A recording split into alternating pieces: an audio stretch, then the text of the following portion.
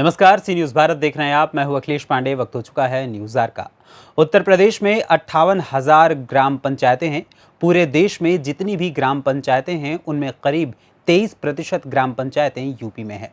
ऐसे में देश की प्रगति में प्रदेश की ग्राम पंचायतें अहम भूमिका अदा कर सकती हैं, और ये तभी होगा जब हमारी ग्राम पंचायतें आत्मनिर्भर होंगी। ये कहना है उत्तर प्रदेश के मुख्यमंत्री योगी आदित्यनाथ का। उन्होंने ये बातें इंदिरा गांधी प्रतिष्ठान में स्मार्ट ग्राम पंचायत विषय पर आयोजित 2 दिवसीय राष्ट्रीय कार्यशाला के उद्घाटन पर कही। इस कार्यशाला का आयोजन भारत सरकार के पंचायती राज मंत्रालय ने किया था। इस कार्यक्रम में देश भर से करीब 20 राज्यों के अधिकारी और जनप्रतिनिधियों ने इसमें हिस्सा लिया। राजधानी लखनऊ के इंदिरा गांधी प्रतिष्ठान में स्मार्ट ग्राम पंचायत विषय पर आयोजित 2 दिवसीय राष्ट्रीय कार्यशाला में मुख्यमंत्री योगी आदित्यनाथ ने कहा कि ग्राम पंचायतों को तभी आत्मनिर्भर किया जा सकता है जब उनको तकनीकी सुविधा उपलब्ध कराई जा सके। साथ ही उन्होंने तकनीक यानी कि हाई स्पीड इंटरनेट से जोड़ने की भी बात कही। उन्होंने कहा कि एक मान्यता है कि ग्राम पंचायतों में हाई स्पीड इंटरनेट सेवाओं का विस्तार होने से जीडीपी भी बढ़ाई जा सकती है। मुख्यमंत्री ने कहा कि उत्तर प्रदेश में 30 से 32% ग्राम पंचायतों में ही इंटरनेट का उपयोग किया जा रहा है। यदि 80 से 85% ग्राम पंचायतों में हाई स्पीड व्यवस्थाओं का विस्तार कर दिया जाए तो जीडीपी बढ़ाई जा सकती है। प्रदेश की सभी 58,000 ग्राम पंचायतों में ढांचागत विस्तार किया जा रहा है और विकास भी किया जा रहा है। इसके तहत सड़क, पेयजल, शिक्षा समेत अन्य व्यवस्था की जा रही है। सरकार इसके लिए प्रयासरत है। पंचायती राज और ग्रामीण विकास मंत्रालय के राज्य मंत्री माननीय श्री कपिल मोरेश्वर पाटिल जी, पंचायती राज मंत्रालय के सचिव श्री सुनील कुमार जी, अपर सचिव पंचायती राज मंत्रालय श्री चंद्रशेखर कुमार जी, कृषि उत्पादन आयुक्त अपर मुख्य सचिव पंचायती राज विभाग उत्तर प्रदेश शासन श्री मनोज कुमार सिंह जी, आज की इस राष्ट्रीय कार्यशाला में उपस्थित देश के 20 राज्यों से यहाँ पर उपस्थित सभी अधिकारीगण,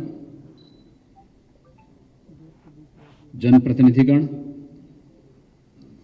मैं सबसे पहले भारत सरकार के पंचायती राज विभाग को, मंत्रालय को हृदय से धन्यवाद देता हूं कि उन्होंने उत्तर प्रदेश में स्मार्ट ग्राम पंचायत की इस राष्ट्रीय कार्यशाला के लिए उत्तर प्रदेश की राजधानी लखनऊ को चुना है। मैं इसके लिए हृदय से धन्यवाद देते हुए इस 2 दिवसीय राष्ट्रीय कार्यशाला में उपस्थित आप सभी अपने दोनों केंद्रीय मंत्रियों का, केंद्र सरकार से आए हुए सभी अधिकारियों का, विभिन्न राज्यों के सभी प्रतिनिधियों का, जनप्रतिनिधियों का हृदय से उत्तर प्रदेश की जनता की ओर से आपका स्वागत करता हूं, अभिनंदन करता हूं। अत्यंत महत्वपूर्ण विषय आदरणीय प्रधानमंत्री जी ने पूरे देश के सामने रखा है और विषय है स्मार्ट ग्राम पंचायत पर जो ग्रामीण समुदाय का सशक्तिकरण, कोई पीछे न छूटे।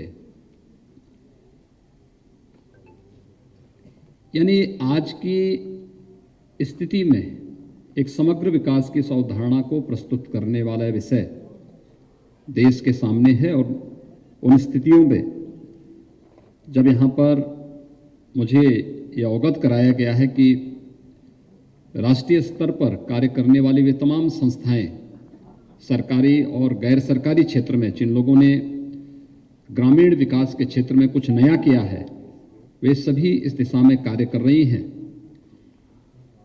और वे आज के इस कार्यक्रम में भी अधिकतर ने अपनी सहभागिता सुनिश्चित की है। ये मेरे लिए अतिरिक्त प्रसन्नता का विषय भी है। हम सब जानते हैं देश के अंदर लगभग 2.5 लाख ग्राम पंचायतें हैं और उनमें से 58,000 से अधिक ग्राम पंचायतें उत्तर प्रदेश में हैं। इन 58,000 ग्राम पंचायतों को अगर आप देखें तो देश के अंदर ग्राम पंचायतों का जो अनुपात है उसमें से लगभग 23% उत्तर प्रदेश में स्थित है। और उत्तर प्रदेश में इन ग्राम पंचायतों की भूमिका किस रूप में आदरणीय प्रधानमंत्री जी के विजन को आगे बढ़ाने में सहायक हो सकती है। प्रधानमंत्री जी ने देश की अर्थव्यवस्था को $5 ट्रिलियन की इकोनॉमी के रूप में बनाने का जो संकल्प लिया है, स्वाभाविक रूप से राज्यों की भी उसमें भूमिका होगी। उत्तर प्रदेश शासन ने भी उत्तर प्रदेश की अर्थव्यवस्था को अगले 5 वर्ष के अंदर $1 ट्रिलियन की इकोनॉमी के रूप में बदलने की अपनी एक व्यापक कार्य योजना को आगे बढ़ाया है। लेकिन ये सार्थक होगा तब जब हमारी ग्राम पंचायतें स्वयं आत्मनिर्भर होंगी। मैं बार बार कहता हूं कि ये संभावनाएं हैं और उत्तर प्रदेश जैसे राज्य में है, पूरे देश के अंदर हर ग्राम पंचायत के अंदर इस प्रकार की संभावनाएं मौजूद हैं, जिस संबंध में अभी हमारे दोनों केंद्रीय मंत्रियों ने बहुत सहज और सरलता के साथ अपने महत्वपूर्ण उद्बोधन में इन बातों का उल्लेख भी किया। हम सब जानते हैं कि तकनीक का उपयोग करते हुए कैसे हम इसको और भी आसानी से अचीव कर सकते हैं और आत्मनिर्भरता के लक्ष्य को प्राप्त करके हम अपनी ग्राम पंचायत को स्मार्ट ग्राम पंचायत बनाने में कैसे सफल हो सकते हैं। हाई स्पीड इंटरनेट की सुविधा या वाईफाई की जो ग्राम पंचायत में सुविधा उपलब्ध होना, एक मान्यता है कि अगर जीडीपी में 1% यानी 1% से अधिक की बढ़ोतरी करनी है तो वह हाई स्पीड इंटरनेट और वाईफाई की फैसिलिटी अगर ग्राम पंचायत में है और अगर हम इसको 10% बढ़ा दें किसी भूभाग में, किसी स्टेट में, तो वह 1.3% की बढ़ोतरी जीडीपी में करता है। उत्तर प्रदेश राज्य के संदर्भ में अगर हम देखें तो यहां पे लगभग 32-33% ही अभी ग्रामीण क्षेत्र में हमारे पास इंटरनेट और वाईफाई की सुविधा है। अगर हम जो लोग उपयोग करते हैं, अगर इसको उपयोग करने वाले ग्राम पंचायतें और गांव के लोगों को जोड़ करके से हम 85 से 90% करेंगे तो यूपी की जीडीपी में इसके कारण ही लगभग 7 से 8% की बढ़ोतरी स्वतः स्फूर्त भाव के साथ केवल हम तकनीक का उपयोग करते हुए हाई स्पीड इंटरनेट की सेवाओं का विस्तार और ग्राम पंचायतें उसका उपयोग करना प्रारंभ कर देंगे तो जीडीपी में बढ़ोतरी होती हुई दिखाई देगी और उत्तर प्रदेश आसानी से उस लक्ष्य को प्राप्त करने में सफल हो सकता है जो आज सबसे बड़ी आवश्यकता है। इसमें हाई स्पीड इंटरनेट है, फ्री वाईफाई की व्यवस्था है, इसमें ई कॉमर्स के माध्यम से, एडुटेक के माध्यम से, टेलीमेडिसिन के माध्यम से हम इस सुविधा को और तेजी के साथ आगे बढ़ा सकते हैं। मैंने कल ही गोरखपुर में टेलीमेडिसिन के लिए हेल्थ एटीएम का शुभारंभ किया। मैं एक बात को देखता था, यहां पे ग्रामीण क्षेत्र में हमारे लगभग 4600 प्राथमिक स्वास्थ्य केंद्र हैं। इन प्राथमिक स्वास्थ्य केंद्रों में चिकित्सक नहीं थे। 2017 के पहले कोई चिकित्सक नहीं था। हम लोगों ने आयुष के साथ उस समय इन्हें जोड़ करके चिकित्सकों की उपलब्धता सुनिश्चित की। लेकिन लोगों की इच्छा होती है कि हम विशेषज्ञ चिकित्सकों को दिखाएं।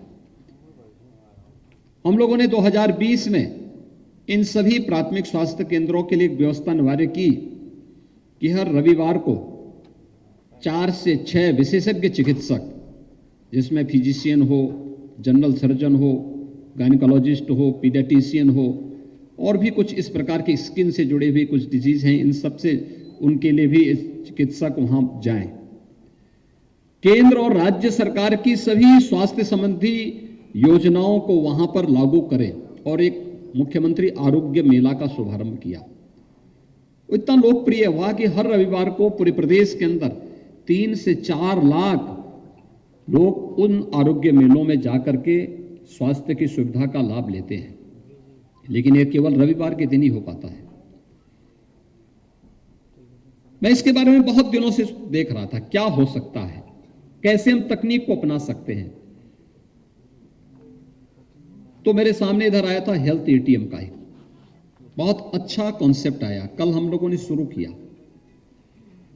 एक जगह बैठ करके 5 मिनट में 55 प्रकार की जांचें कोई व्यक्ति अपनी कर सकता, और टेली कंसल्टेशन से कहीं भी डॉक्टर बैठा हो, देश के किसी भी कोने में बैठा हो, टेली कंसल्टेशन के माध्यम से प्रिस्क्रिप्शन लिखो और फिर वहां सेंटर से अपनी दवा लो। कुछ हेल्थ एटीएम ऐसे भी बने हैं जहां से दवा भी आप निकाल सकते हैं, और घर बैठे बैठे, गांव में बैठे बैठे ये सुविधा आपको प्राप्त हो सकती है। और उत्तर प्रदेश ने इस दिशा में, जहां इन सभी पहले चरण में हम इन सभी प्राथमिक स्वास्थ्य केंद्रों को हेल्थ एटीएम के साथ जोड़ रहे हैं, और सबसे बड़ी बात यह है कि सभी पैसा सरकार से नहीं लगा रहे हैं, ये सब CSR से सारे हेल्थ एटीएम हमारे लगने जा रहे हैं, यानी जन सहभागिता, और इसमें हमारे उद्योग इसके साथ सहभागिता सुनिश्चित कर रहे हैं। और हर ग्राम पंचायत को हम इसके साथ पहले चरण में प्राथमिक स्वास्थ्य केंद्रों को जोड़ रहे हैं, और दूसरे चरण में हम फिर ग्राम पंचायतों में जो कार्य हमने प्रारंभ किया, आपने अभी देखा होगा उत्तर प्रदेश में ग्राम पंचायतों में कैसे हम लोगों ने वहां पर ग्राम पंचायतों में, हर ग्राम पंचायत में ग्राम सचिवालय का निर्माण की कार्रवाई को आगे बढ़ाया है। 58,000 में से 24,000 से अधिक ग्राम पंचायतों में अब तक अपना ग्राम सचिवालय बन चुका है। सभी 58,000 ग्राम पंचायतों में एक एक पंचायत सहायक की तैनाती, जो कंप्यूटर ऑपरेटर के रूप में ग्राम प्रधान का सहयोगी और के रूप में काम करेगा, वह वहां पर उनके सहयोग के लिए पहले से तैनात किया गया है। हर ग्राम पंचायत में के लिए एक VC सखी यानी बैंकिंग कॉरेस्पॉन्डेंट सखी की सुविधा वहां पर दे दी गई है, और VC सखी में से अब तक 33,000 ने वहां अपने अपनी ग्राम पंचायतों में ज्वाइन किया है। और आपने ये भी देखा होगा कि इन लोगों ने अब तक एक वर्ष में 5500 करोड़ रुपए का लेन देन किया है, 14.5 करोड़ रुपए का नेट प्रॉफिट कमाया है। और एक VC सखी ने तो एक वर्ष में जो शुद्ध मुनाफा स्वयं कमाया है वो 3 लाख रुपए का हर वर्ष वह कमा रही है। यानी ये VC सखी की एक व्यवस्था है, और ये सुविधा हमें बताती है कि डिजिटल लिटरेसी और फाइनेंशियल लिटरेसी में VC सखी की भूमिका किस रूप में हो सकती है, यह ग्राम पंचायतें उस रूप में प्रस्तुत कर रही है। हर ग्राम पंचायत को फ्री में वाईफाई की सुविधा उपलब्ध के साथ जोड़ने की कार्रवाई युद्ध स्तर पर चल रही है, और 243 प्रकार की सेवाएं हमारी ग्राम पंचायतें कुछ देनी प्रारंभ हुई हैं, कुछ देना प्रारंभ करेंगे, बहुत शीघ्र देना प्रारंभ करेंगे। ग्राम पंचायतों में अच्छी कनेक्टिविटी हो, हर व्यक्ति के पास अपना आवास हो, हर घर में शौचालय हो।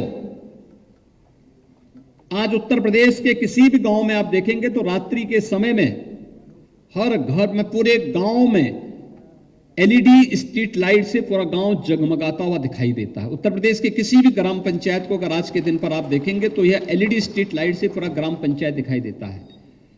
आज उत्तर प्रदेश के किसी भी ग्राम पंचायत में आप जाएंगे, खुले में शौच आपको कहीं नहीं मिलेगा।